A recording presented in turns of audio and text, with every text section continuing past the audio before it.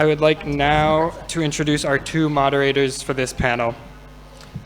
First, Ms. Kusama Nasution is the Vice Chairperson of the Southeast Asian Cultural Heritage Alliance and the former President of Penang Heritage Trust in Georgetown, Penang.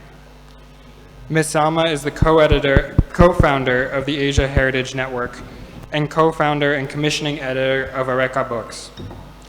Ms. Salma has now worked as an activist, writer, and publisher on cultural and environmental issues for nearly 30 years. Our second moderator is Ms. Kamari Ostananda, a Bangkok native. Ms. Kamari is a youth representative of the Southeast Asian Cultural Heritage Alliance, and she focuses on psychological and intersectional approaches to analyzing post-colonial development. Ms. Kamari is a humanitarian activist and has been featured for her advocacy on menstrual equity and has served as a panelist at regional conferences sponsored by UNFPA, UNICEF, UNESCO, and the World Bank. Please join me in welcoming our two moderators as they introduce our speakers.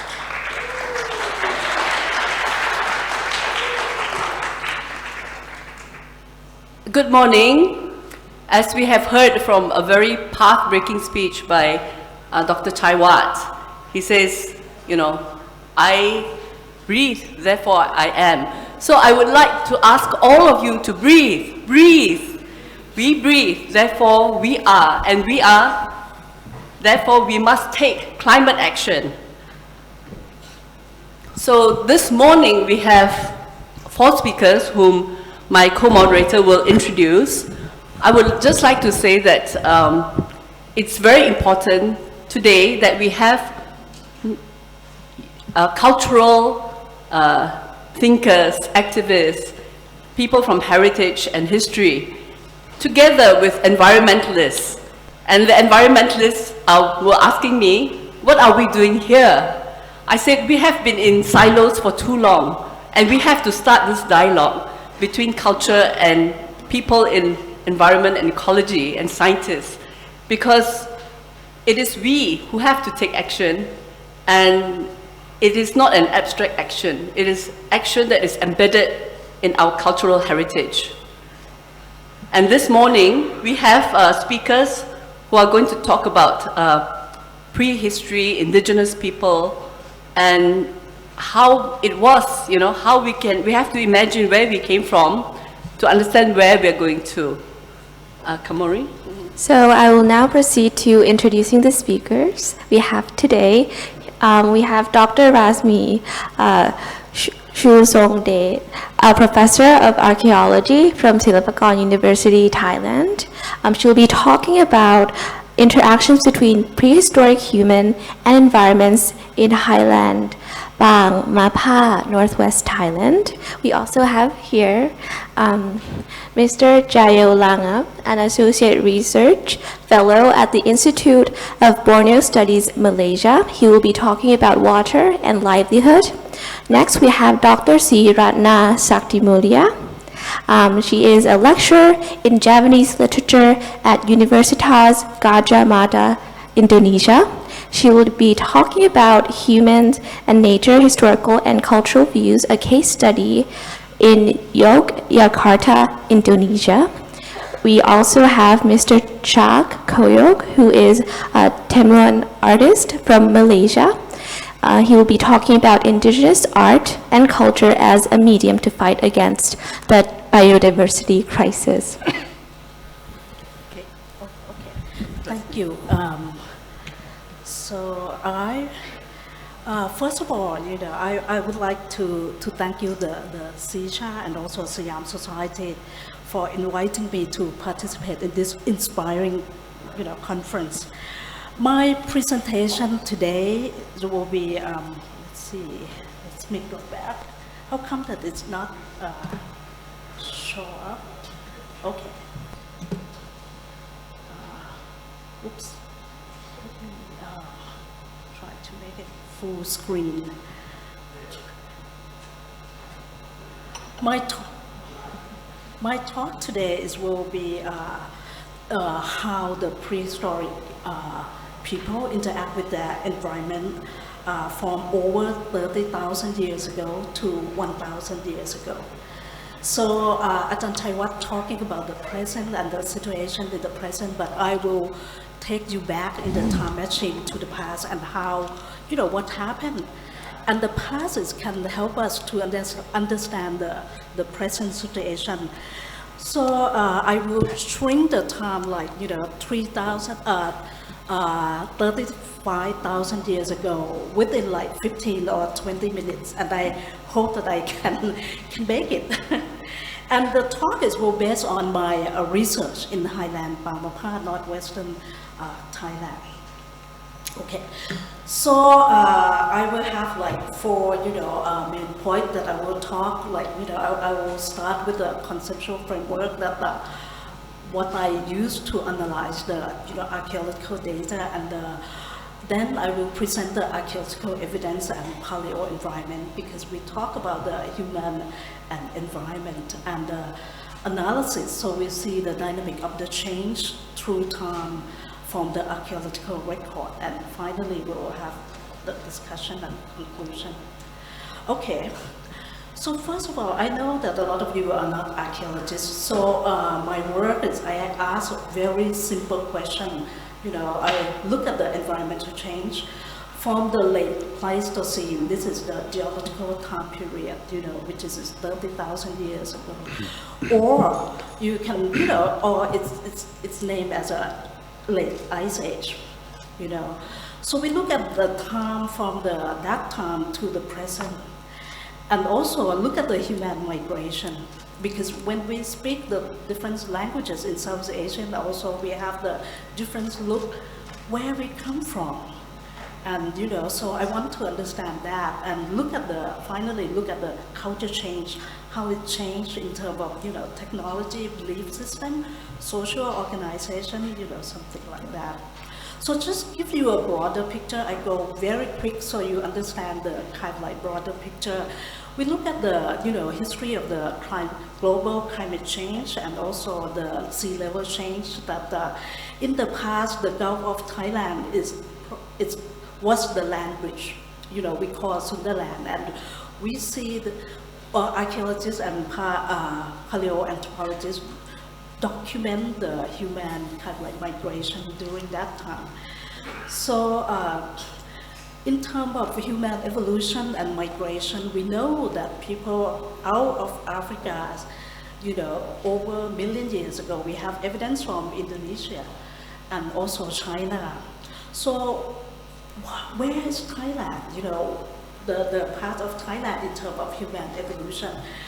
And then the second kind of like, you know, big wave is perhaps during we are Homo sapiens. Again, there's a lot of debate whether people, you know, move out of Africa and replace the early modern like humans like Homo erectus or not. Or there are some continuity of the people, you know, from Homo erectus and continue to be our, you know, species. Another big debate within archaeology is the population movement during the 4,000 years ago, which is the expansion of the farmer from the north, mainly China, to Southeast Asia, with the languages family like Austroasiatic, Thai Gadjah, and Austronesian, which is, you know, most of us speak also Austronesian languages. And this is something that we explore in this, you know, archaeological record. The paleoanthropologists use the dental wear to really analyze that, you know, the population. So by looking at the incisor and also the molar, so this is something that can, you know, help us to understand whether, you know, this group of the people, the ancient people or the modern, you know, people who moved later on. And finally, the culture change during the time of the Ice Age to the Holocene, which is warmer when the sea level rise. I think that a lot of places in the world, we start to see the evidence of agriculture. So the question is, we also looking at that, do we have the similar transition in our region or not?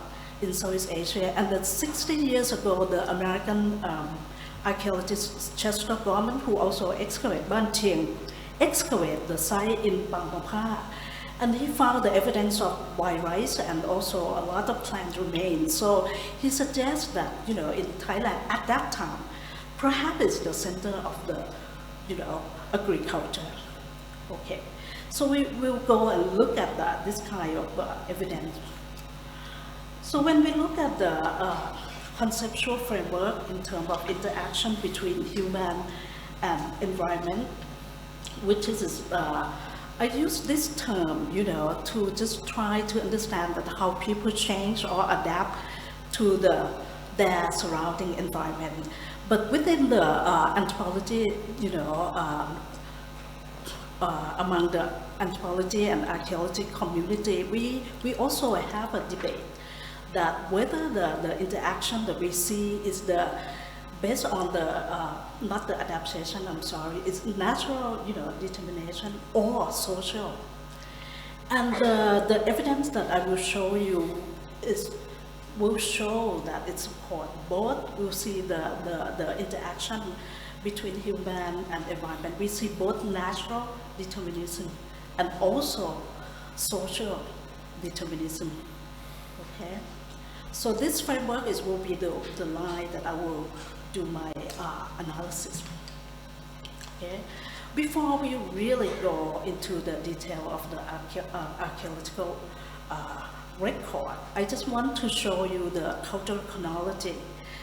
Like historian, we always have to start with the time frame.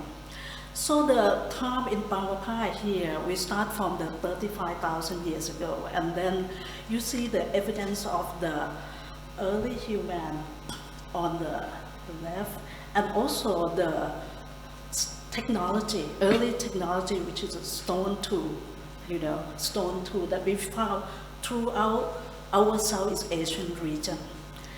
And then during the 10,000 years ago, we also found the evidence of the early, the human at the site in Mapha, and also a stone tool, very similar culture. The culture itself it's still kind of like remain the same. But what happened is we see in Mapha, during 2,000 and 1,000 years ago, we start to see the new culture and a lot of evidence of human remain with the log coffin. In Myanmar, we found the evidence of the log coffin. In central Vietnam, we found the log coffin. In Malaysia, in Borneo, we also found the log coffin. But the time frame is completely different, but we also saw the new technologies like iron. And also, we saw the evidence of the early historical period also in this area. And later in the present, we found like various ethnic groups, at least 7 ethnic groups in Highland, Mapha. So ethnic diversity is really great in this area as well. Okay, just to give you a timeline that what we're talking about is I call it Pleistocene. Basically, it's Upper Paleolithic, like in the West, we call Upper Paleolithic, or the society is like hunting-gathering society. And early Holocene, I just gonna go really quick because when I do the analysis, I will not put in this time frame.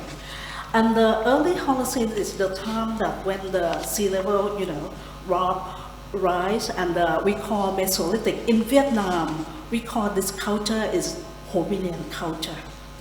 And still hunting-gathering society, no agriculture practice that we document in this, the whole region in Southeast Asia as well.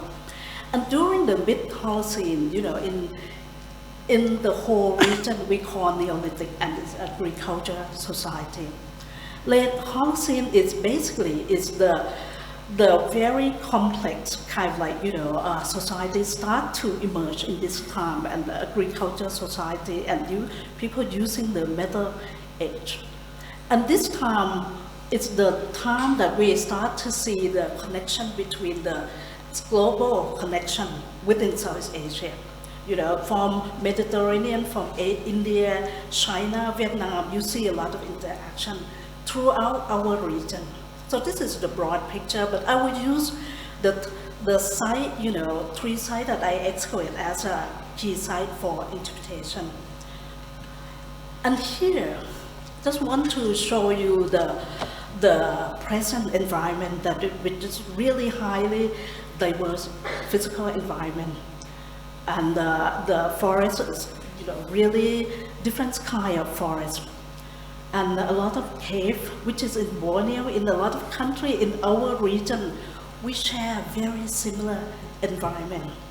But my question is, we know that in the south, in Malaysia, in Indonesia, Philippines, we see the change through the landmass, the Sundaland, and the sea level fluctuate, during this time.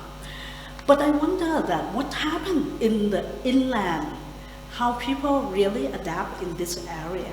So this is will use as a comparative study for when I interpret the environment. So the key site that I would use is from the Tamlot rock shelter here on the left. This is the oldest site that we found human remain. 35,000 is from here. And the bottom right, we document the site that it's kind of like 1,000, 10,000 years ago. We see the continuity of the later period as well. And the last one, the Long Rock, was the last one, the late, prehistoric site with the log coffin. Okay, so this is the kind of the archaeological site that you see that how human inhabited to the environment. Okay, let's look at the first one, the human migration. So the first one is human migration. The evidence from the excavation from 3 sites, it shows that the late Pleistocene, we have one lady. The date is 13,000 years ago. It's modern Homo sapien. This is the facial approximation that my colleague from University Wollongong that tried to reconstruct the face, and she looked like our people in our region.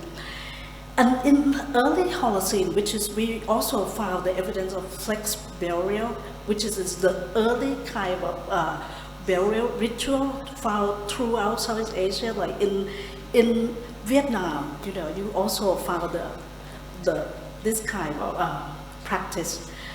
We found the male that dating to 9,800, and the late Holocene, the skeleton remains, we don't get the whole skeleton remain because it's secondary, and also it's a lot of looting there. So we got the fragment like this. So basically, I try to squeeze the blood out of the bone here. So here, I will show you the story. Let's look at the result of the analysis. We see the dental pattern also from the incisor. We got a lot of bone. I cannot do the analysis for the early population. It's very difficult and impossible because we just found only one and one. And the bone, when we took out from the sediment, is very fragile.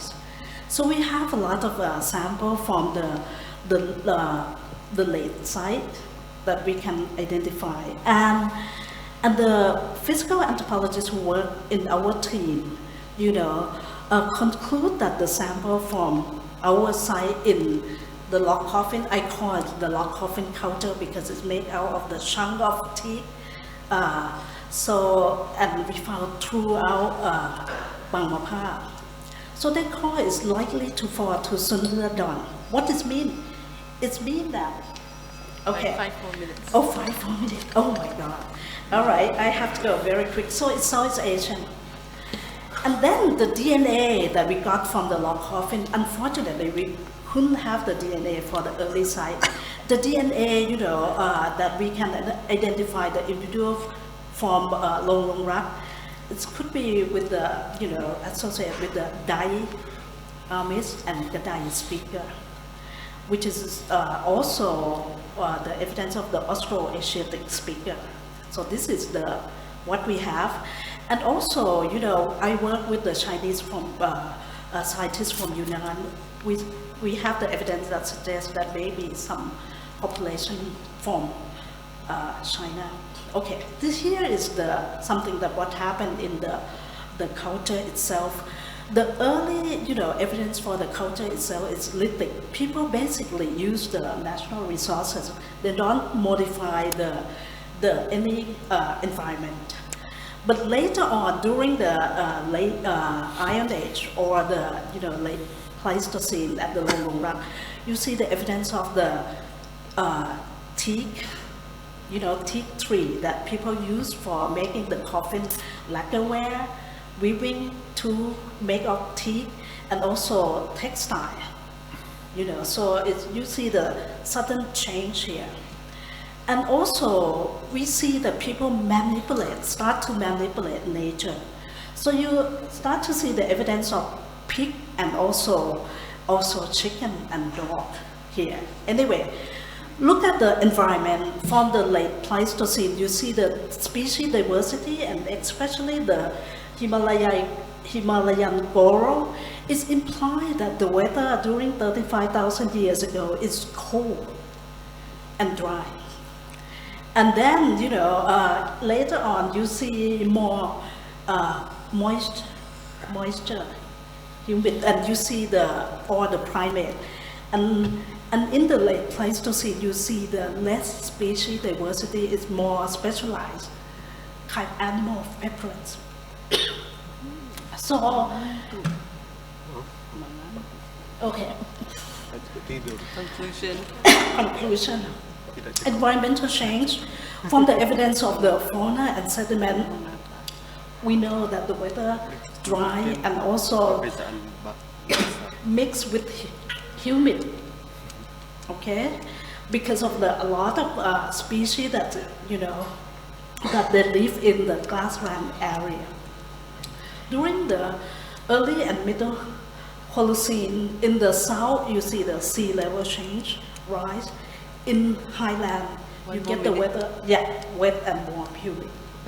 And also the late Pleistocene is very wet and dry because based on the tree ring from the rock coffin. Okay, so population migration, we know that we have the early population of Homo sapiens live in this area, look very similar to Southeast Asia. But later on, new migrants moved from the north, a mix with the older population from the early period. And the change that we see is, from highly mobile group of the family, live in the rock coffin, no, I'm sorry, I go too fast, so I have to breathe. Cave and rock shelter and exploit the local resources in the narrow range. And also, you see that there's no agriculture economy, and the technology is very simple. Belief system is animism, simple death ritual. But in the later, when we see the movement of the new people, you see the evidence of the kin-based group of tribal society of the log coffin. You start to see the craft specialists, mixed economy, and we have the evidence from the isotope analysis that people eat rice, and we start to see the regional kind of like exchange network of the glass beads, iron tool, something like that. And people weave, and the woodworking technology is very highly sophisticated, and people start to settle down perhaps in the lowland and have a village. They modify the landscape. So the mortuary practice is very, very, very complex, and they select the whole landscape, the whole kind of like symbolic landscape for the mortal ritual. So it's mainly cultural determination that we see here, okay? So the contribution here, I think that you can read here, and I hope that, you know, what you see, even very quick, very, you know, short period of time, but I hope that you can get some sense that we see the change, you know, in the past, and I hope that this kind of information can help us to understand the present in this kind of issue. Thank you.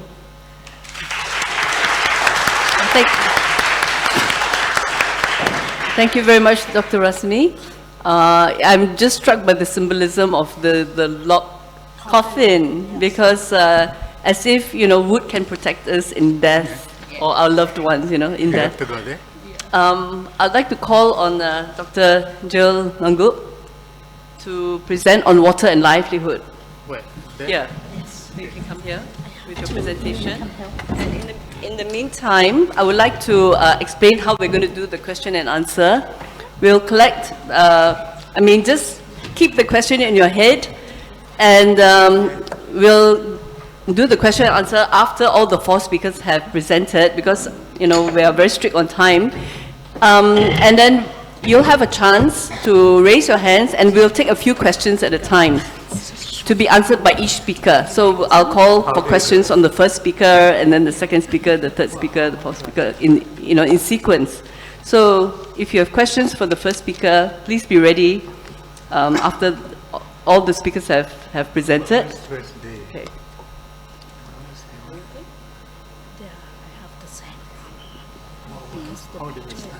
Oh, how do you start?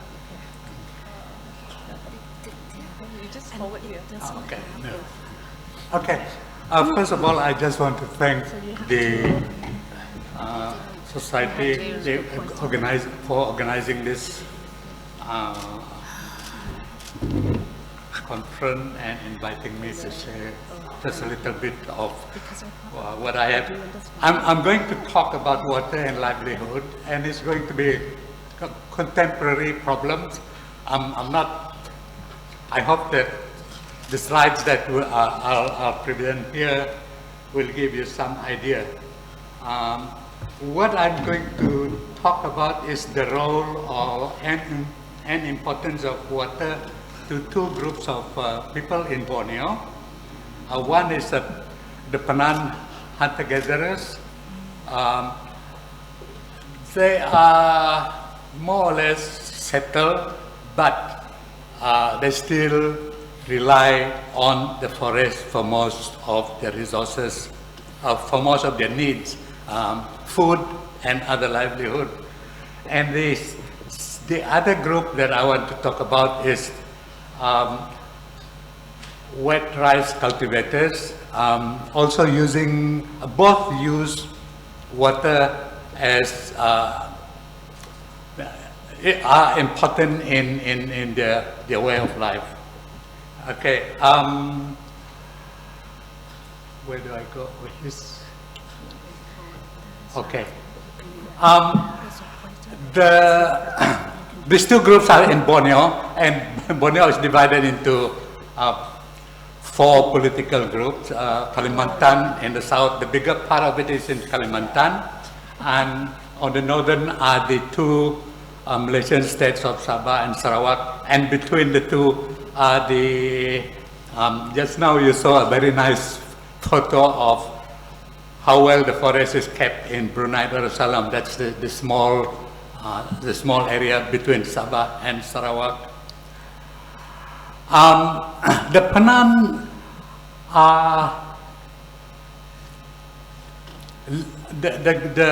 I'm going to talk about 19 groups of Penan between 2 very important national parks in Sarawak, the Gunung Mulu National Park, which is a World Heritage, and on the other side is Bolong Tau National Park, which is just close to on the eastern, near the border with Kalimantan on the east. And the other group, the Lun Bawang, wet rice cultivators, are on the north. with North Kalimantan on the east, and on the north is the Sabah. Okay. The Penans are hunter-gatherers. Traditionally, they are hunter-gatherers, and the food, the staple food is sago, while sago is supplemented by games, fish, and fruits, wild fruit, and jungle vegetables. In the past, the non-forest product was collected like sandalwoods and various types of rubber, and rattan, which they convert into handicraft for sale as well as for domestic use. What is important here is the way they manage sustainable management of resources. They had two words. I think these are two keywords that I want to talk about. One is called mihau. Mihau means to protect, preserve, or care for resources in the forest, including food resources and others essential for livelihood. Mihau is a fundamentally ethical principle that not only instruct the Penan to take only what they need from the forest, but respect nature, or if you like, creation. It is an ethically a powerful principle shared by all Penan who consider themselves as one feeling, one heart. So if you are Penan, you have to, these are the sustainable way of relating to the forest resources, including rivers. The other words that they used is molong. Molong means they molong resources, which means they preserve it or they foster it for the future.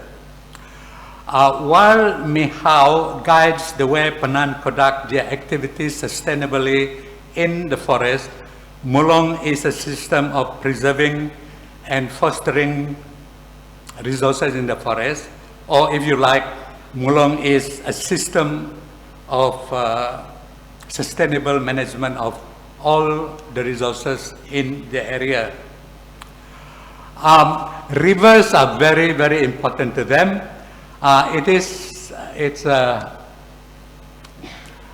Rivers provide them an identity. The settlements are located at confluence of rivers, and it becomes an identity for that particular rivers. And also, if you are born in that area, it confers rights to the place as well as resources therein, provided that you manage resources according to Mihau and Molong system. Rivers are also a source of food, fish, and it's also very important for Penan when it comes to processing their staple food, sago. You can't process sago if the river is polluted. And you see here, behind there, you see the river is quite clean. So you only process sago in clean water. What is the problem now is that logging companies and oil palm big industries are going into areas occupied by these hunter-gatherers. And what happened is that as they log, they create problems, soil erosion and and water pollution. You can't process your sago if the water is polluted. So what happened is, how do they respond? They blockade. They erected this blockade to the Penan is an invitation to the company or the government to come to the negotiating table and tell them that you have to respect nature or whatever it is. Yeah. Okay. The other groups, the Lun Bawang people, these are wet paddy cultivators. The Lun Bawang or the Lun Daya, they call themselves in Kalimantan. They are wet paddy cultivators, and what you see here, there are two slides here. Blocks of rice fields are carved out in the on the deep alluvial forest of the flood plain, and then they use the water stream from the mountain. As you look from all those mountains there, provided all the stream that irrigates the paddy field. And this water stream bring nutrition to the rice plant, and it has you need fresh water for quality rice, and there are different varieties of rice up in the highland, and one of the one widely known is called the Adan rice, which is that needs fresh water from the mountain. Bamboo are used as conduit. Everything is arguably organic, but nowadays, because of introduction of chemical from the outside world, some of it has gone up there, but they try to keep the system organic. And after harvest, they will release the buffalo into the rice field to eat the straw and work the soil for the next planting season.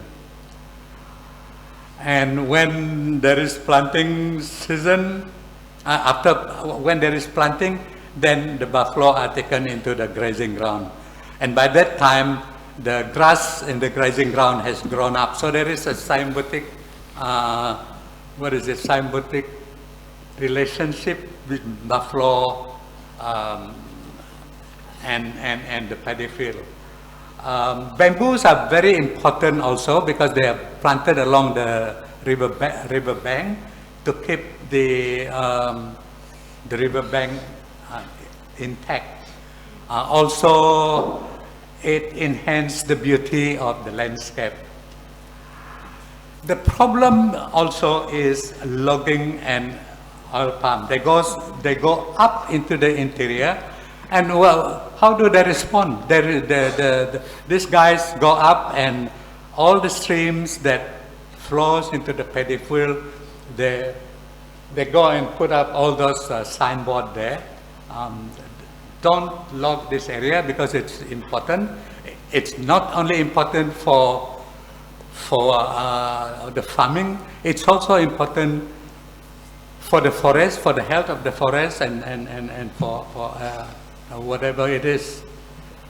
So in conclusion, I think the word Mihau and Mulong are very, very important because they are the one that guides people how to use the resources in the forest. And for the Lun Bawang, it's Ngasa and Ngasu, which is to adopt, to take care of, or to adopt. And I think in the translation of the Bible in Penan, Mihao is used to describe when God put Adam in the Garden of Eden to Mihao the garden, to take care of the garden, to take care of it. So I think I'll leave it there. I think what is important here is the two words that they have, Mihao, Mulong, or Ngasa, Ngasu. These are words that guides the community up in the interior of Borneo to relate to the environment. Yeah, thanks. Thank you.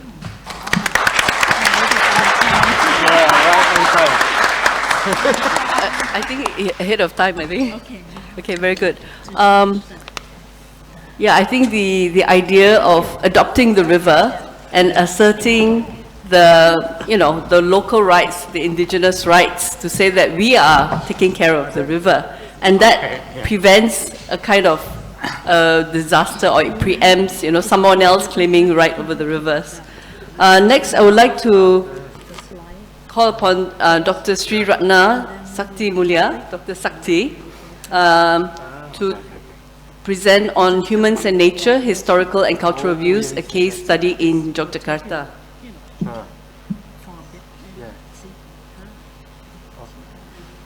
All right, okay.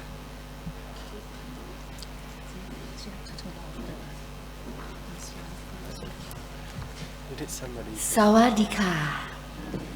Good morning, everyone. Thank you for the opportunity to speak in this conference. My name is Sri Ratna Saktimulya, Sakti from Javanese Literature, Faculty of Cultural Sciences, Universitas Gadjah Mada, Indonesia.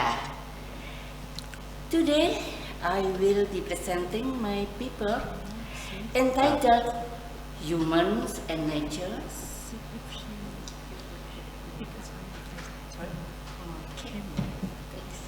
Humans and Nature, a cultural historical perspective, a case study in Yogyakarta, Indonesia. Humans and nature are interrelated. Humans' care and concern for nature affect the lives of the Earth inhabitants. The questions that I will be addressing in my presentation are, first, what are humans' efforts to create harmony with nature, especially in the special region of Yogyakarta, Indonesia, a region with high potential for disaster such as earthquakes, volcanic eruption, and tsunami. Second, what cultural value can nurture our mental readiness to face natural disaster and further the climate change. Here is the map of Yogyakarta. This region is located in Java Island, Indonesia. We can see Mount Merapi to the north and Indian Ocean to the south, or we usually call it the Southern Sea. These are the volcano and the sea we will be discussing. About Yogyakarta. The special region of Yogyakarta is led by a king and a duke, namely Sultan Hamengkubuwono X and Adipati Paku Alam X, that also act as the governor and a deputy governor respectively. They are both the descendants of Panembahan Senopati, the first king of Islamic Mataram Kingdom, whose reign was inherited through generation. The value system of Yogyakarta is built from the traditional wisdom passed down from the time of Panembahan Senopati, reigning from 1757 until 1801. There are numerous manuscripts stored in Yogyakarta, one of which is Babat Matawis. It is one of Puro Pakualaman's library collection. The manuscript of Babat Matawis, written in 1815 and rewritten in 1830, depicts in the effort of Panembahan Senopati to create harmony with nature and God, and in turn gain wealth for his kingdom and prosperity for his people. This account is believed to be the initiative behind the Labuan tradition practiced in the Southern Sea and Mount Merapi. Besides believing in God, the local people also believe in the existence of mythical rules and of both places. The rules of the Southern Sea is Kanjeng Ratu Kidul, which means the Queen of Southern Sea. Meanwhile, the mythical rules and garden of Mount Merapi are Eyang Romo, Kiai Sapu Jagat, Kiai Petro, Kiai Krinjeng Wesi, and Nyai Gadung Melati. Here is an example of Babat Matawis page which contains text and illumination. Illumination is a picture that gives enlightenment about the content of a manuscript. This picture is one of 14 illumination in Babat Matawis manuscript provided by Puro Pakualaman Library.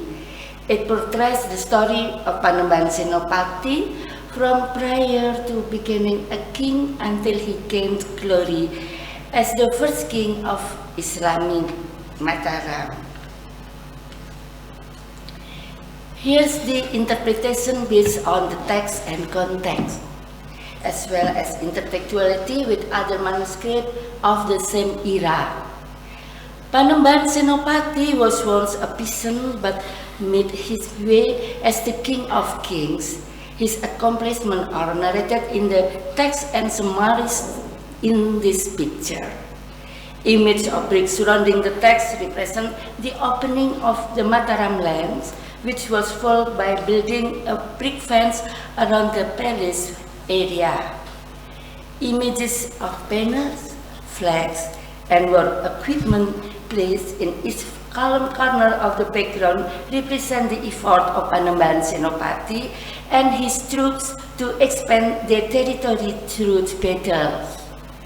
The picture of cobblestone in the main column represents the intervention of Kanjeng Ratu Kidul to help achieve Panembahan Senopati's goals. The picture at the top of each main column is called Luhuring Panguningan. It represents the most profound knowledge received by Panembahan Senopati from his advisors. Lastly, there is an image of spirit wings encompassing a cobblestone and Luhuring Panguningan. It symbolizes Panembahan Senopati's success in improving the region and enhancing his people's prosperity as the result of hard work and unity of the people with their leaders, and particularly because of God's permission. This is another page of Babat Matawis manuscript. This illumination symbolizes the meeting of Panembahan Senopati and Kanjeng Ratu Kidul. His humility to come closer to God has guided Panembahan Senopati journey to meet Kanjeng Ratu Kidul at the Southern Sea Palace. The queen promised to help him and his descendants when needed. Kanjeng Ratu Kidul's help and contribution in protecting the land of Mataram expresses her devotion to the noble Panembahan Senopati. This relationship is symbolized through the image of sand, grass, and pandanus, coral rock, water, and wave, as representation of the southern coast, along with the gate of the southern palace. The symbol of love between Panembahan Senopati and Kanjeng Ratu Kidul as depicted by the drawing of pies, that is special pattern of make-up for Javanese bride.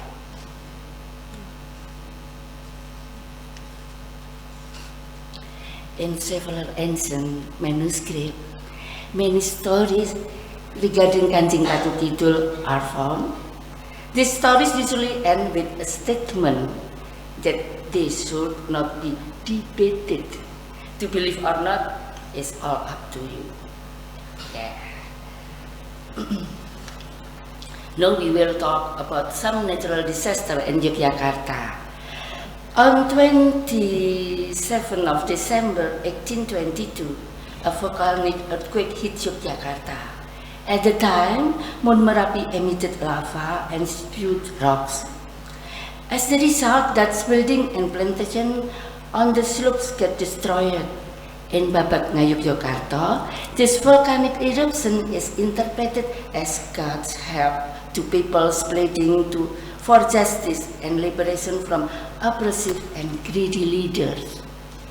Then, on 10th of June 1867, a terrible earthquake hit Yogyakarta. The ground swelled, sewage heightened, and Mount Merapi rolled. In Babat Pakualaman, this phenomenon is interpreted as the result of humans' negligence for worship God. I will show you a footage of Mount Merapi volcanic eruption in 2010.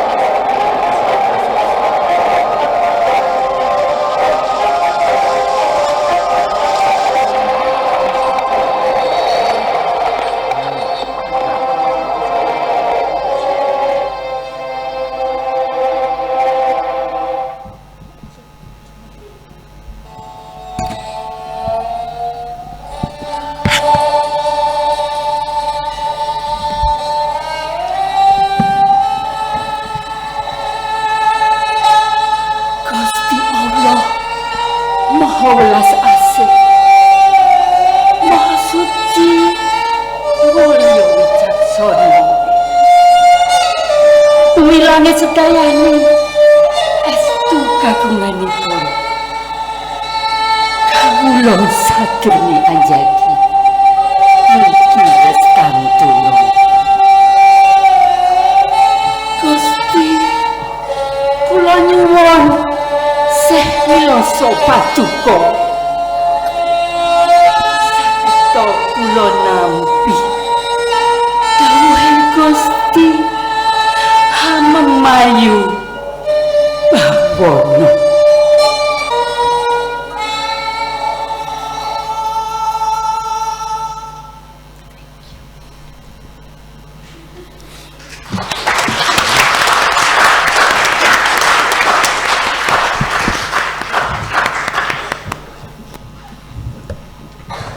Okay.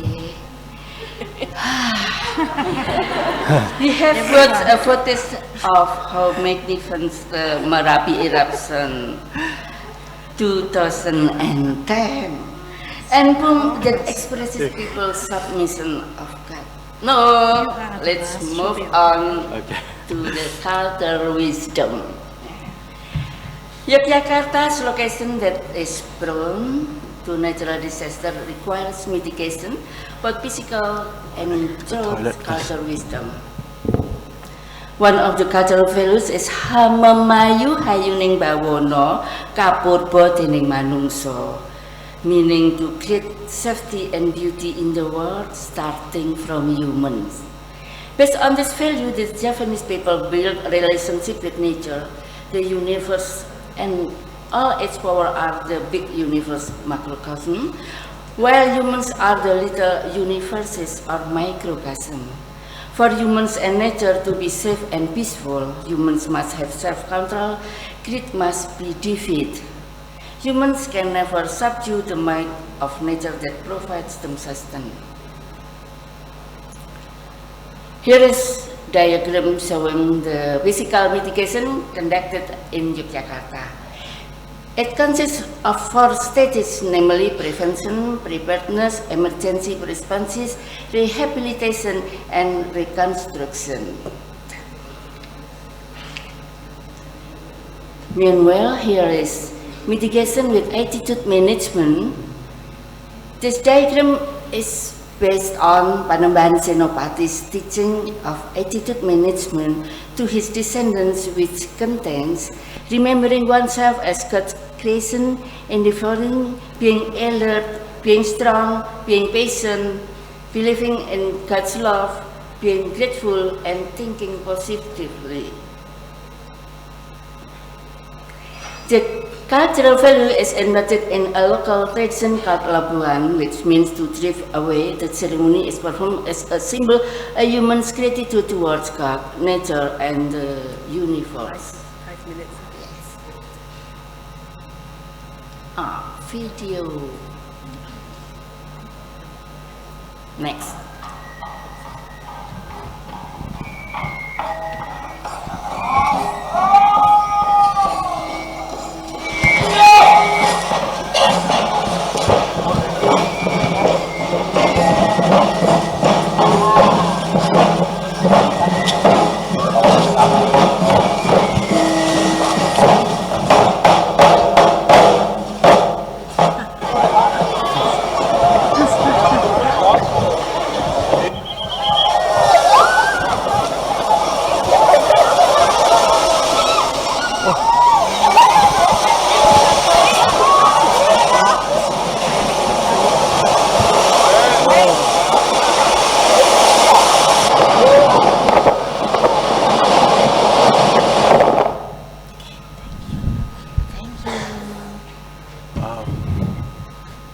In the video, we can see the following equipment. The left picture shows certain clothes believed to be Kanjeng Ratu Kidul's favorites, royal almirah and golden color as a symbol of glory, strands of hair and clipped nails of the king along with his clothes. Everything was given sincerely and wholeheartedly. On the right picture, we can see many kinds of vegetables and fruits, like long beans, carrot, chili, eggplants, sweet potatoes, cassava, shells, corns, yams, oranges, and so on, piled together in a mound shape. They will be distributed to the mass. And picture C, rice is also piled like a mountain and will be shared up to the mass. Then in picture D, royal guards are marching with special song alongside the crowd from a royal cottage of Pakualam to the Gadjah beach, approximately 5 kilometers or 1 hour away. Then, conclusion. Through the manuscript, various natural disasters, their causes and their mitigation can be observed. As interpreted in Babat Yogyakarta and Babat Pakualaman, these natural disasters are caused by humans' negligence of God, arbitrariness, and greed. The observation of Babat Matawis shows that authors of ancient manuscripts and local governments of Yogyakarta use cultural approach to preserve and maintain the harmony between human and others, nature, and God. The value system of Hamamayu Hayuning Bawono, Kapurbo Dening Manungso, treating the safety and beauty of the world starting with humans, is expected to shape people's responsibility and adaptiveness. People awareness to protect the environment can be natural thought attitudes. Remember oneself as the creator of God, must endeavor, be alert, be strong, be patient, believe in God's love, be grateful always, and think positively. That lead to peace, both in heart, on, and earth. If practiced sustainably, the youth value will also increase people's awareness of the current climate change situation and guide their attitude to tackle the climate change problem, starting from the simplest thing around them. To close this presentation, I will quote again this Javanese saying, Hamamayu hayuning bawono, kapurbo tining manungso. To create safety and beauty in the world, starting from humans. Khop kun ka. Thank you. Matur nuwun.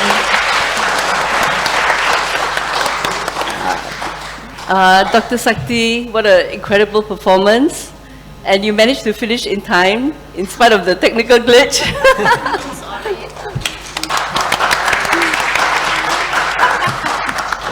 So I'd like to call on Shoocongdej. He's an artist from Malaysia, an artist from the Temuan people.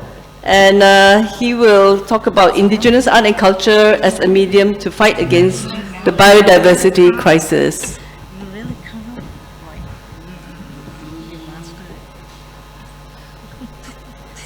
The second one, yeah, second, yeah.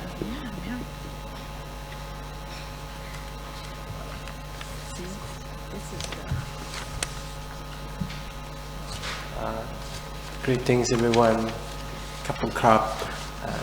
Thank you Siam Society and Sicha for having me here and together with many of us today.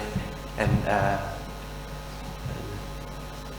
before I start, I'd like to acknowledge the traditional owner of this land, the land that we stand and sit today, and say thank you so much for giving us space, and try the best I can to use this space respectively. Thank you. At the beginning, right? And also the video. So, as we all know, the indigenous people and local community have been recognized in globally as a steward of the forest, and we've been doing that for many generations. But everybody can read this. The indigenous people and local communities, or IPLC, have been stewards of the land of 1,000 of years. The active engagement in preventing and reversing forest and peatland degradation is essential. The report on the state of indigenous people, land and local communities, land and territories confirmed that IPLCs are vital custodians of the world remaining natural landscape. About 91% of IPLC lands globally are in good or moderate ecological condition. IPLC are steward of some of the most important peatland store and carbon globally. The reason I keep mentioning about peatland because this is where my people come from. We live in a peatland area. So, indigenous people, culture and traditional knowledge is linked together with the land that we live on, and this is in the case in my area near Kuala Langat, this district in Selangor State, that we have quite a good area where indigenous people live. Still have a peatland area that still grown with a peatland forest and peat forest. So, but the problem is we're dealing with many of challenges, especially in terms of living, the indigenous people way of living, and especially many of indigenous people in Malaysia, we are the poorest, the most vulnerable people in Malaysia, and our health are quite poor and education level is quite poor as well, and that's give a really have a bad challenge to the community who try to maintain our identity, and because we all know the livelihood and the food come first, and the rest of it is come later. So we in Selangor we try best we can to maintain our identity and culture, and at the same time try to protect the forest, the way where our culture come from. So our ancient culture view nature as a part of an extended ecological family that shares our ancestry and origins, and many of our stories from my grandmother always passed down, always talking about the swamp area content a spirit that we need to respect, and many other story that's related to that, and then we name certain places based on the spirit of certain being that in that area, because we believe any living species, any living things in earth have a spirit. Without spirit, the living thing is dead. So that's why we believe in animism. And so, and the blue shirts guys there is my father's. He's a master weaver, and he is a very good fish trapping makers in my village. So I get really emotional because talking about his the way he understand about the nature and the people is very sometimes it's different from what I'm brought up, because I do grow up in a very traditional life, but since I've been educated, and when I recalling the stories, he will say something that nature comes first before us, and that's really make me what I do today now. And here you go, after all the inspiration I get from my village, my backgrounds. So the challenges, this is part of the challenges that many indigenous people in Malaysia, especially in peninsula area, where we dealing with modernization, and when many of the development projects encroaching to indigenous traditional land. And one of the big major issue in Klangberry, near the Kuala Lumpur area, is highway building. Highway building is become a virus. It's never, we cannot stop them. It keep growing.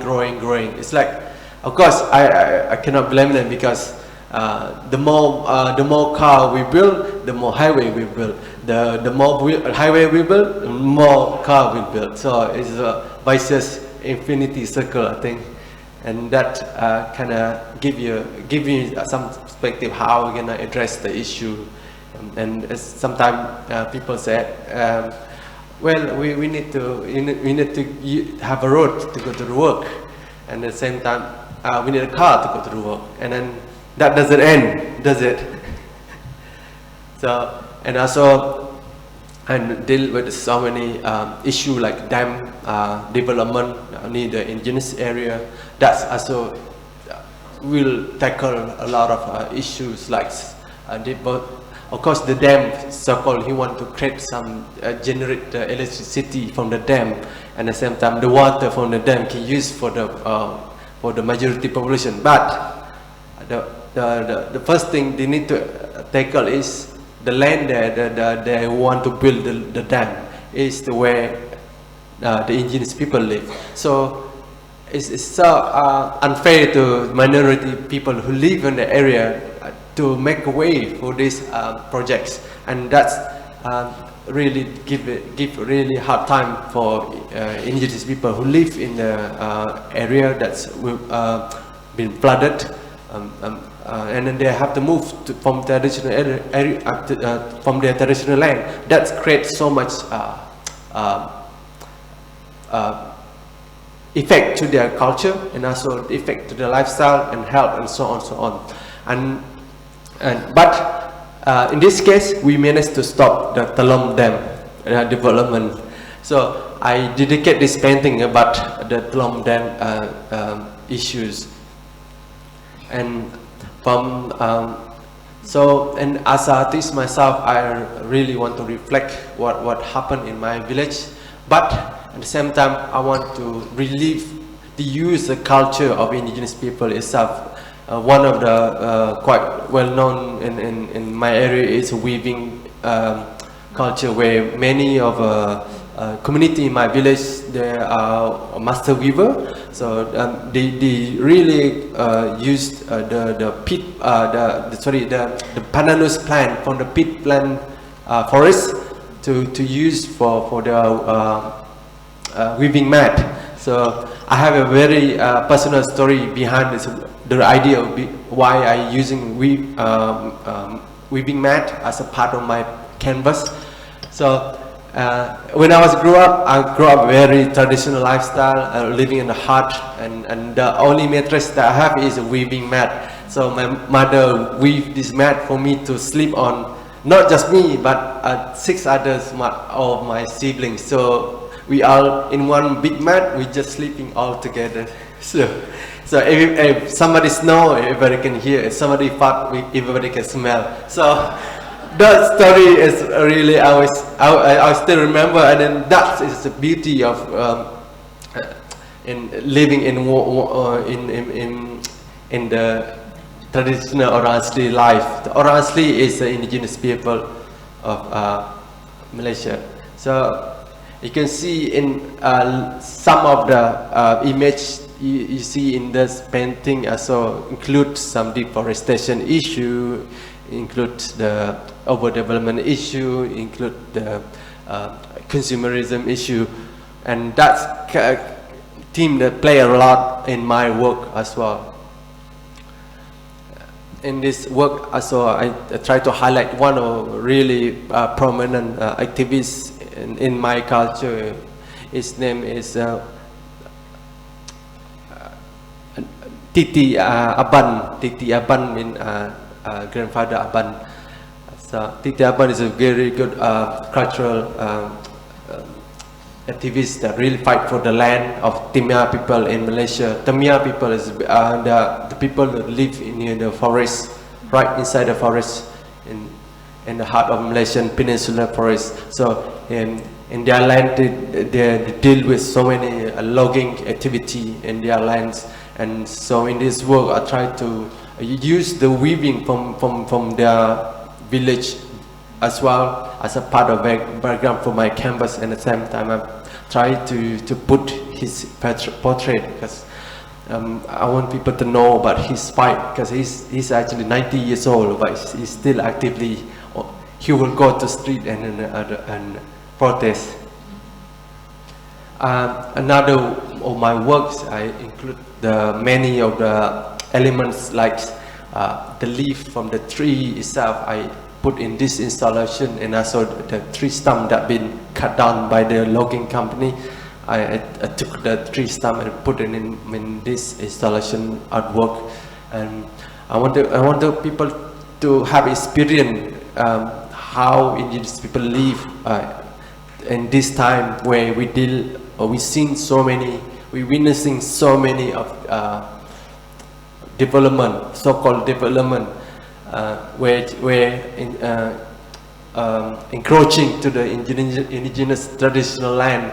And that's of course many people in Malaysia know that indigenous people in Peninsula, we quite gentle people. We often just seen the scene happen in front of them without protesting sometimes.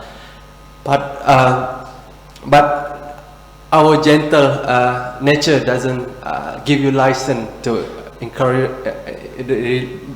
violate our human right. I think that's the message in this artwork itself. And one of the big challenges of the many indigenous people that live nearby coastal area of the Malaysia is consumerism. But you don't see it as consumerism because you don't see it. But for community who live near the coastal area that depending their life on the fishing in Malacca Strait, many of you can see the ship that always moving using the Malacca Strait quite heavily, and that affect the many of the indigenous people life, because the more the ship coming, the more port they're gonna build. The more port they're gonna build, the more ship they're gonna come. That will, the port getting bigger.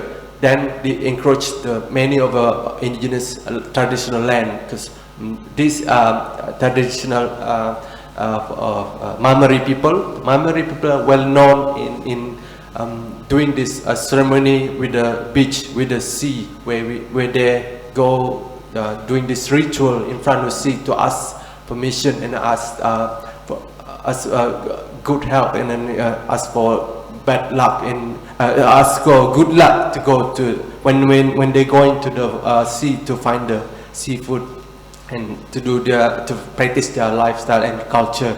But since the port expanding, so okay, I'm gonna go straight next. Okay, this is the pitland near my area, near my village, and this is the story of the pitland is always continue in my presentation, because the pitland is under threatened by many development projects, and the pitland near Selangor. If study more about peatland store more than carbon than any ecosystem in the world. I think that's the most important thing we need to know, because if we destroy the peatland, we will release this carbon to our atmosphere. That's the last thing you need to do, for our climate change crisis now, and that's why the Selangor state government in Selangor state, they try to destroy the forest to make way for development. They said because they need more development project, but we fight back, and the project, and we fight back with the many community together with us to fight back, and we managed to stop it, and on the left hand, we managed to stop that project happening. So I'm gonna just go through, and you can have a look at my artwork. And one of the problem that we did also palm oil plantations in peatland area near Selangor. So many of peatland been cut down and been planted with palm oil plantation. So that's give a really bad. It's not a good future for peatland in Malaysia. So my work also include performance arts, and also I will do community art activity together with the young indigenous people throughout Malaysia, in giving some space for indigenous community to express themselves through art, because many of indigenous people it's not like me. Many of us quite gentle. They don't like to speak loudly, and for me, I think I can use the visual as the language for them to speak. So in my art workshop, I tell them, you don't have to speak, but you can draw, and you can tell people by your drawing, and that's the way for me to empower them. All right, terima kasih. You can read the rest of the text. Thank you. Shaq also does huge murals on the buildings, right? Yes. And he's shown us like how this, very gentle and people, to them the culture and nature is indivisible. You cannot separate. We cannot be separated from nature. But as we separate ourselves from nature, we become more and more ugly. So instead of caring and sharing, becomes and swearing people, right? So we have become really the most obnoxious people in the way that we disrespect our environment. Okay, so Kamori is going to help me with the question and answer. And first, I would like to take questions for the first speaker, the archaeologist. And please, you just raise your hands. Anyone who, okay. Dr. Rivani, anyone else? I'll just collect all the questions first. Anyone else? Okay, Dr. Rivani? Yes, okay. First, and then after that you. You can use, yeah. A mic, is there a mic?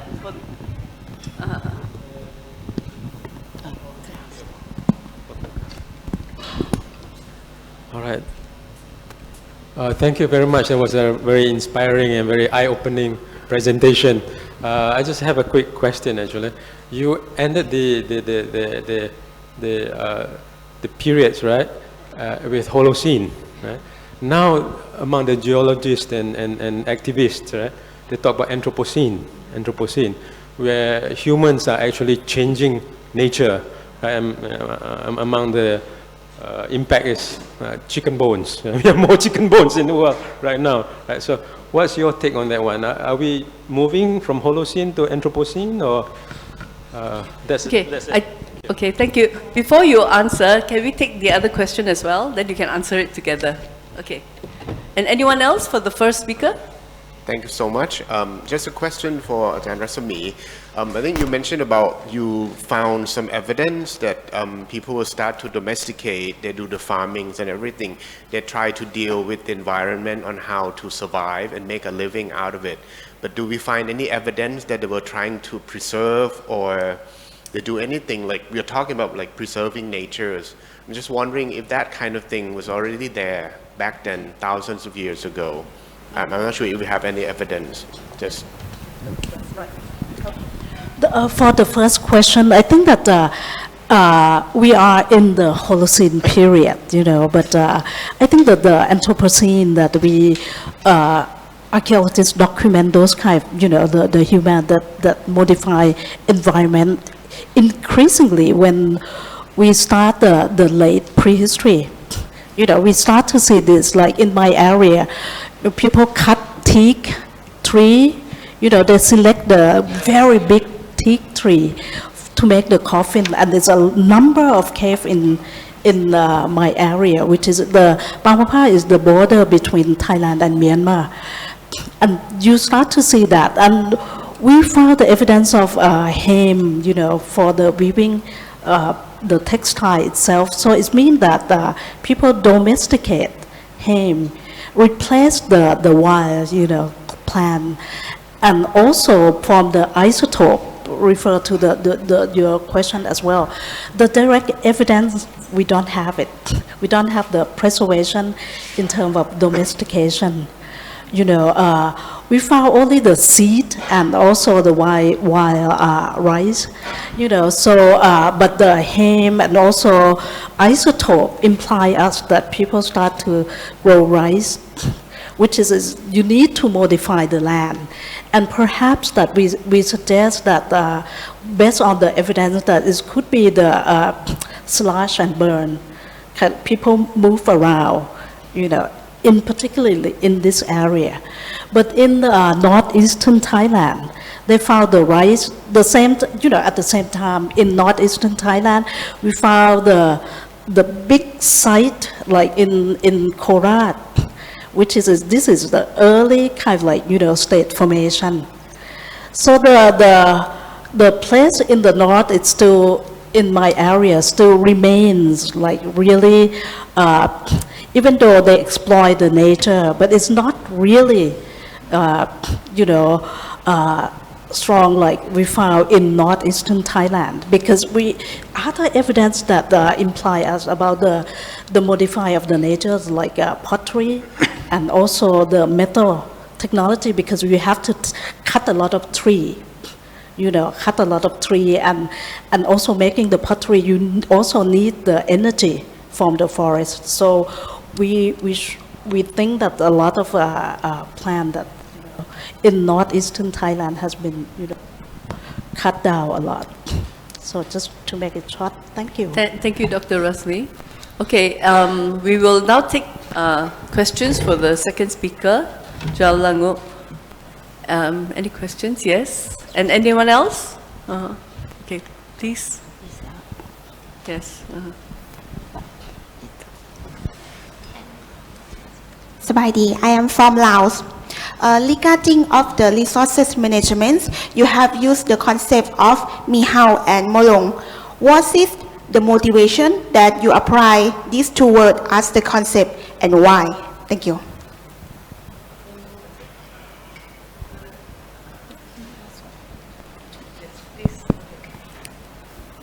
Hello, nama berita. That's a word I think you will understand. Actually, kind of a more personal note in a sense because we live quite relatively close. Baclalan and Brunei is just maybe a few hours away from each other, and I guess for him is, younger generation. How do you try to captivate them to know about these concepts? Because for me, at least, the concept of bioconservation within our own community, I learned it after few years because a lot of things get detached. So I was thinking, what is his strategy in getting younger people like myself and more actually to be captivated by this? Thank you. Okay, for the first question, Mihao and Molong, it became apparent upon confrontation with the outside world. When logging activities go into the interior, oil palm going in the interior, the only way they fight these newcomers is to use the language. And the language is closely associated with belief system. And the Penan are Christians, and when the Bible was translated into, these words appear there. In the New Testament, Mihao and Molong appear in the parable, in most of the parable it appears there. So I think that's the only weapon they use, the words, and to tell the government, look, be civilized. The word, what is it? The word is God or whatever it is. So I think we have to go back to basic. I think the same thing with the younger generation are slowly beginning to understand this because of protests from communities and the use of words like this. For instance, when loggers came in trying to cut the forest up in the Highland where people are practicing wet paddy, the only way is to put up a signage to say that this river is adopted because it is useful not only for human but for the forest. So how younger people are learning from this now because of the confrontation between the traditional or the traditional world and the new world that's coming into the indigenous way of life. Thank you. It sounds like the modern world is so violent towards the traditional world. Yeah, I think the way, I think the words are quite powerful. I think so words are being used, and he's using, what is it, image to counter whatever is coming into contact with the original world. Okay, thank you. Then now we have questions for Dr. Sakti. Yes, Dr. Fakhruddin, and any others? 1, 2, any others? Okay, 2. Okay, 2 questions. 3 questions. Okay, 4. Okay. For the question and discussion, I will be accompanied by my assistant, Mahardika, to be able to provide clearer answer. Okay. Yeah. the mic.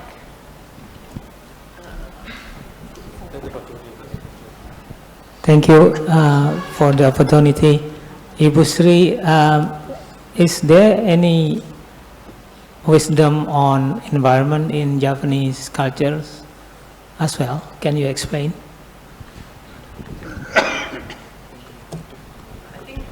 Let's get all the questions.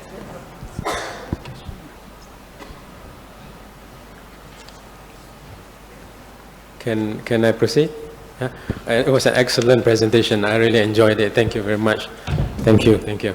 I have a simple question, I guess. In the Indonesia is moving its center of administration to IKN Nusantara Borneo, right? What was the discourse, was the conversations like in Indonesia, whether they support for that and whether that's linked to environment? I know that President Jokowi has made the argument that that place IKN is not a virgin forest, right? So there's already plantation all there over there. But what's the conversation right now? Is there a shift to that, a shift away from that, or towards that, right? I think we just take 2 questions first because it's very complicated, and then we'll take 2 questions later.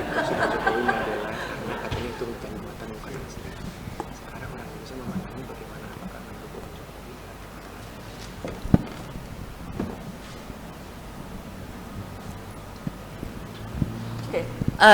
2 questions first, yeah. Ada kebijaksanaan tentang lingkungan hidup ya. Kami harus peduli ya, kami harus peduli pada lingkungan hidup mulai dari hal-hal yang kecil.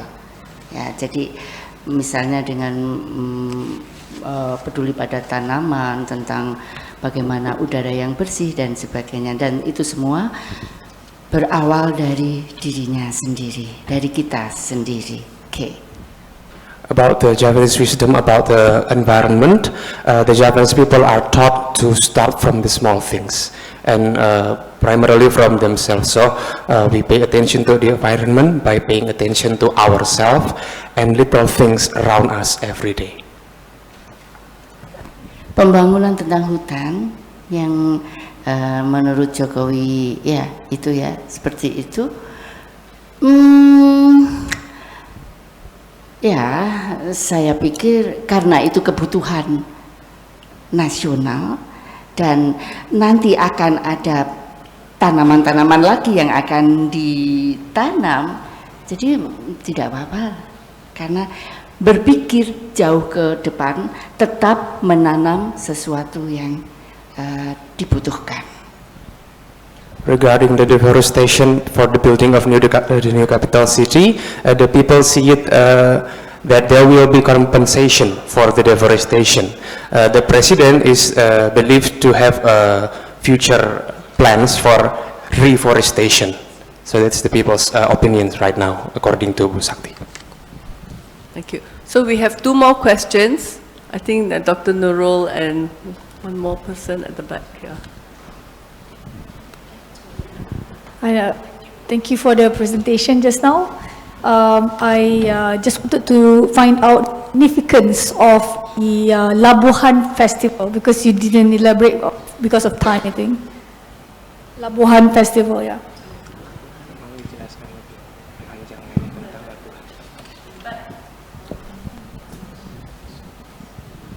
Yes, thank you. I was very interested to see you mention that in Yogyakarta you had there was historically a system for mitigation and attitude management, because in my field in conservation, attitude management and attitude change are among the most difficult things to achieve. So I am wondering how that is achieved in Yogyakarta.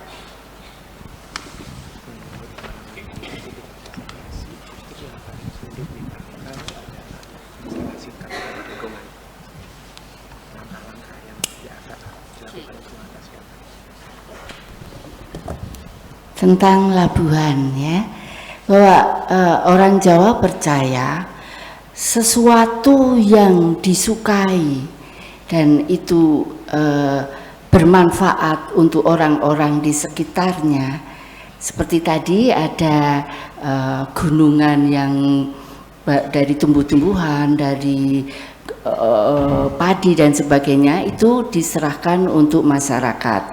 Sementara yang baju raja dan sebagainya diserahkan ke laut. Karena percaya apa yang disuka diberikan itu sesuatu yang sangat mendukung alam, ya, seperti itu. Okay, for the Labuhan tradition, because it is an offering, when you offer something, the Japanese people believe that it must be something that is loved by the one you are offering to. So for the people, they get the mountain-shaped fruits and rices. And for the ruler, the mythical ruler of the Southern Sea and the Mount Merapi, they're giving the favorite clothes of the rulers of the Queen of Southern Sea, and there is also clipped nails of the king, and hair. And cut hair of the king. That symbolizes that the king will give himself, his power, his energy to create harmony between the rulers, the human one and the mythical one.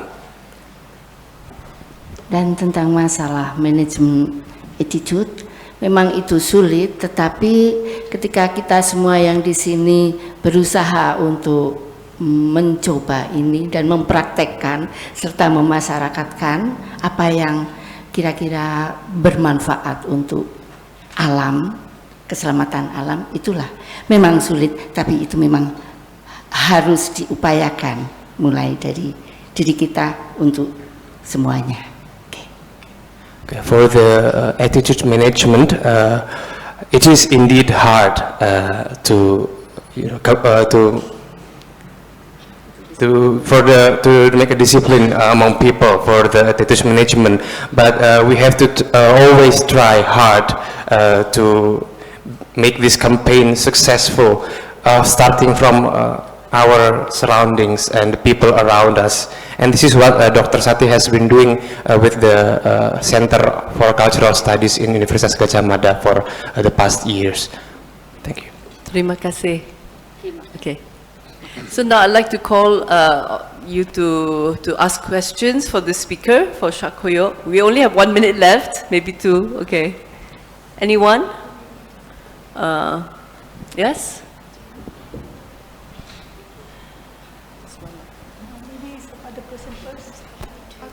Oh, that's 2, okay. Dr. Fakhruddin and one more? Thank you very much.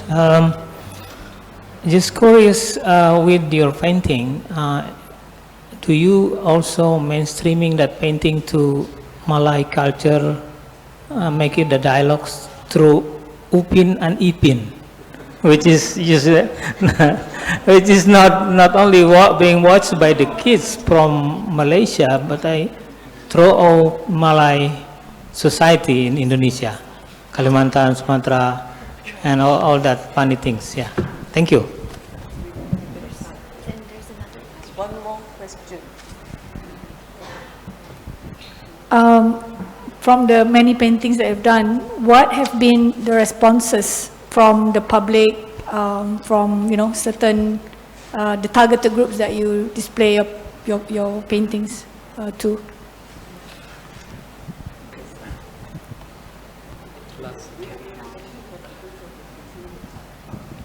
This one. Hello. Okay. Oh yeah, about Upin Ipin. Yeah, I am so surprised that the animation got through the archipelago area near the Indonesia.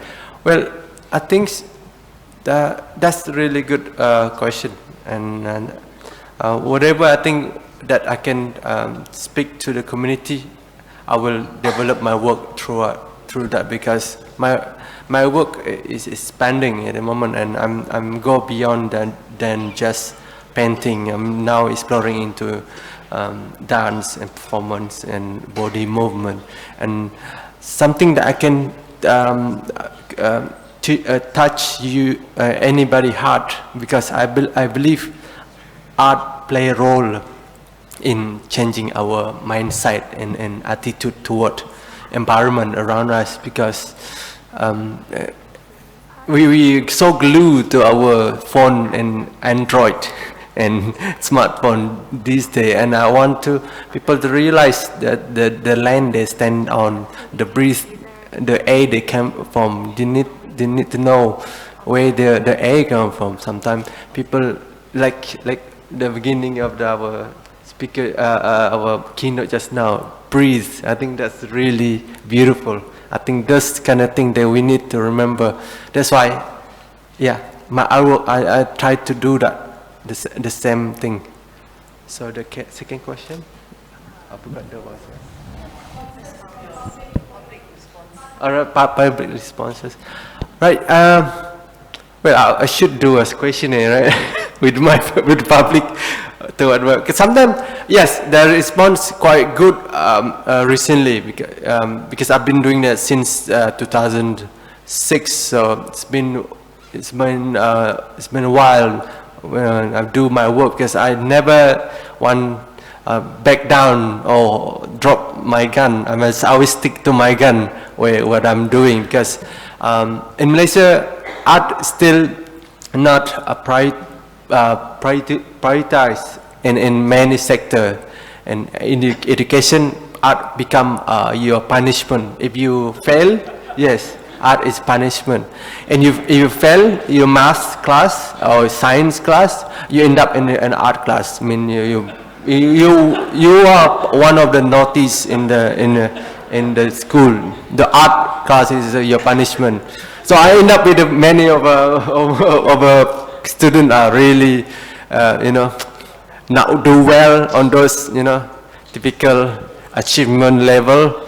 So, but it's changing now. I think it's changing because smartphone, people are glued to the visual, glued to the instant gratification, instant information. Art, we actually play a role on that. Graphic art is a lot now in our smartphone. I think the response is quite good in terms of people appreciate our creative ability in visualize the meaning that we want to voice. And sometimes I think people start to realize how important the visual world is. And I feel like it's not fair to those who have visibility impaired, visibility problem.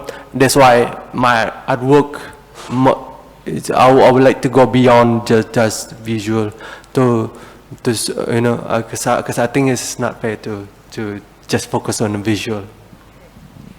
Okay, thank you. We have about 10 minutes left, and I would like to invite the speakers to have a dialogue, like a panel discussion. And if you feel very passionate, you can grab the mic from each other. But just to talk about how do we move now from all this wisdom that you have shared with us, a lot of wisdom, from different cultures, and how do we move from that cultural wisdom to action? It's about changing attitudes and getting people to value something that they've taken for granted. So, any of you can respond, and how do you have any ideas, any strategies, any inspiration that you would like to share with everyone? Yes. With something like art, which is, I have a colleague. I also work on the cave conservation, and also archaeology. A colleague of mine, she's Actually, her mother is here. We work on I took her into the cave, different kind of cave, like nature cave, which is the second longest of the cave in Southeast Asia, and also archaeological cave, and ask her that how she feel, what to get into, and after she spent a couple weeks there just to really, feel about the topography, like the karstic landscape.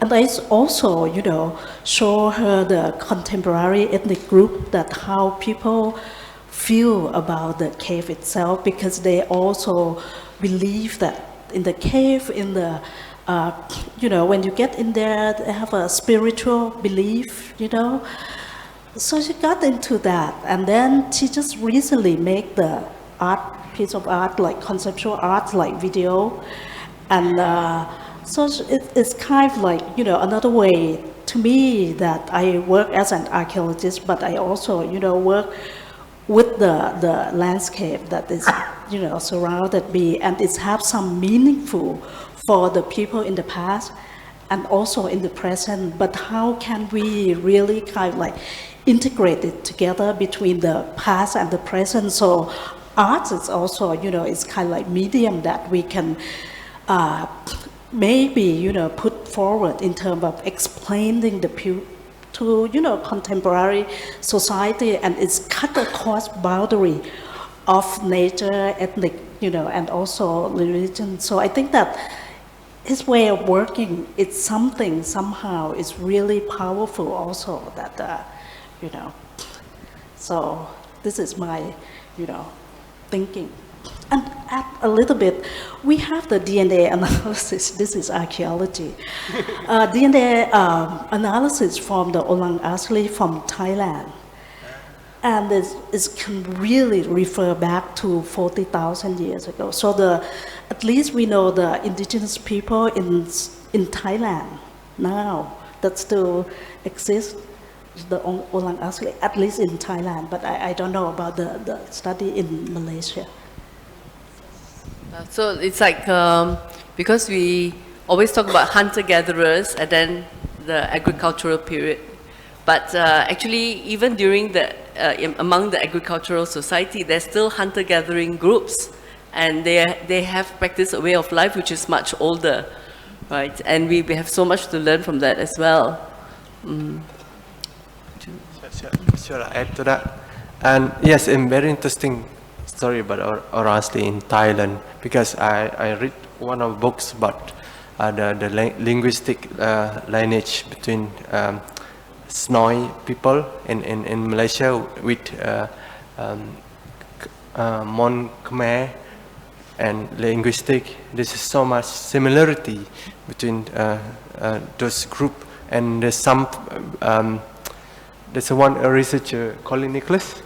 Yes. He went to the border between Perlis and Thai border, and they have these indigenous people shout the word in their language, the other part, because they know, they understand, and they shout, they understand the language. So yeah, so, and that's really, I think, really interesting to me, because I'm still have feeling that I feel like a more peaceful to go hunting and gathering myself, even though I'm living in a city. But the only thing that really I want to reduce my stress is go fishing or go jungle, or go collect some vegetable and then bring back to my parents.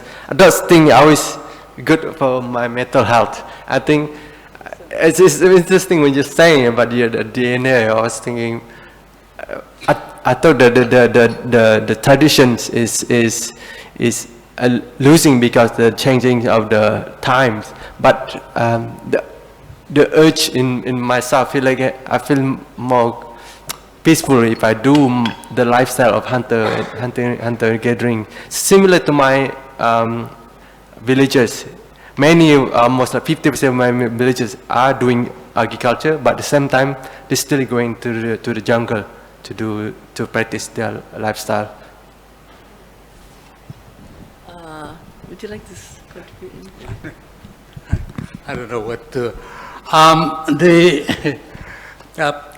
The Penan, they also sings about the landscape.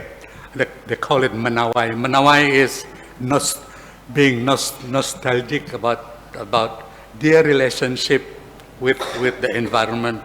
And I think it is also modern. All the songs, I think songs also can change our attitude.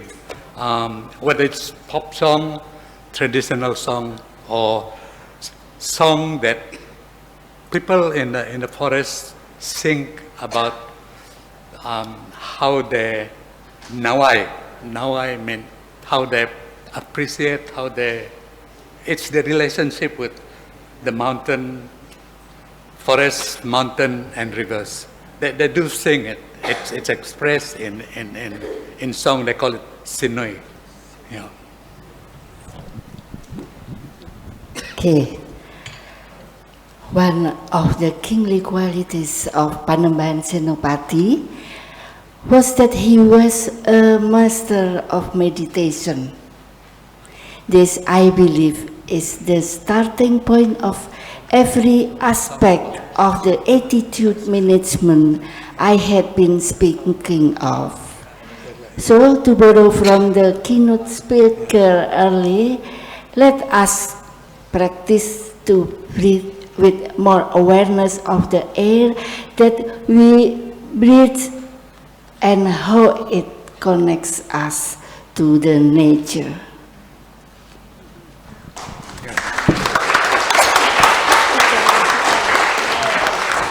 So on that note, I think we can end this session, and I appeal to all of you to talk about, what you have heard today, share it with your friends, and to, keep thinking, keep this passion alive about how we are going to deal with climate from the knowledge that we have within, and with every breath that we take, to breathe, because when nature breathes, only when nature breathes can we breathe.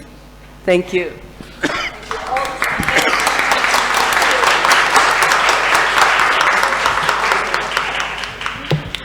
Thank you very much to all of our panelists and our moderators. I think, as Ajahn Rasmi said, you all exemplify cutting across boundaries from your different experiences and the communities you inhabit, so thank you. Just a few housekeeping items before we go to lunch. For those who wish, there's a prayer room located in the back there. There will be signs. And for our youth participants who might want to do some group preparation work, we prepared the 4th floor inside the Siam Society, which is available for you. And for everyone else, please, we've prepared lunch. We will reconvene at 1:15. So thank you very much. I just want to make a little announcement. We brought some books from Malaysia, and they're on that table from Erika Books. Thank you.